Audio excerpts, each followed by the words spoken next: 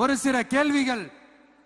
நீங்க எதிர்கட்சியா இருக்கும் போது 8 வழிச்சாலையை எதிர்த்தீங்க, அந்த காட்டுப்பள்ளி துறைமுகத்தை எடுத்தீங்க. அதே தானே இங்கேயும், அதே நிலைப்பாடு தானே இங்கேயும் எடுக்கணும்.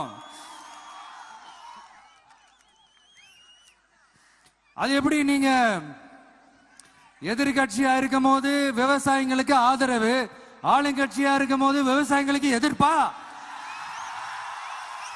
இது எனக்கு புரியலையே.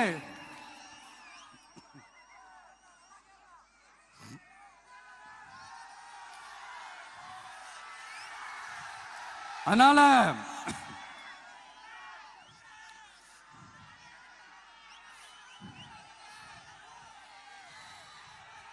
இனிமேலும் சொல்றேன், உங்க நாடகத்தெல்லாம் பார்த்துக்கிட்டு மக்கள் சும்மா இருக்க மாட்டாங்க. நீங்க உங்களோட வசதிக்காக அவங்களோட நிக்கிறதும் அவங்களோட நிக்காம இருக்கிறதும், நாடகம் ஆடுறதும் நாடகம் ஆடாம இருக்கிறதும், அது சரி. நம்புற மாதிரியே நாடகம் ஆடுறதுல தான் நீங்க கில்லாடிங்களாச்சு. அதையும் மீறி நம்ம விவசாயிங்க உங்க போராட்டத்துக்கு எதிராக போராடினாங்கன்னா பிரச்சனை தான். அதனால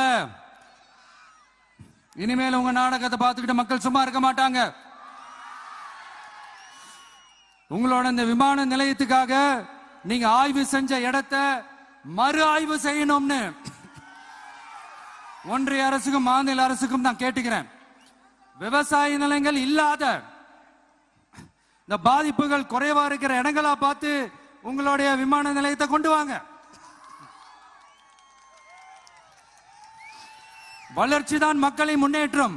ஆனா அந்த வளர்ச்சின்ற பேர்ல நடக்கிற அழிவு மக்களை ரொம்பவே பாதிக்கும்.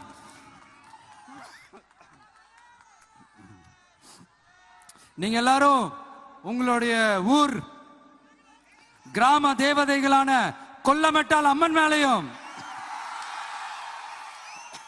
எல்லை அம்மன் மேலையும் ரொம்பவே நம்பிக்கை வச்சிருக்கீங்கன்றது எனக்கு தெரிஞ்சது. அந்த நம்பிக்கையை இழந்துடாதீங்க. உங்களுக்காகவும் உங்க ஊருக்காகவும் இனி உங்க வீட்டு பிள்ளையான நானும்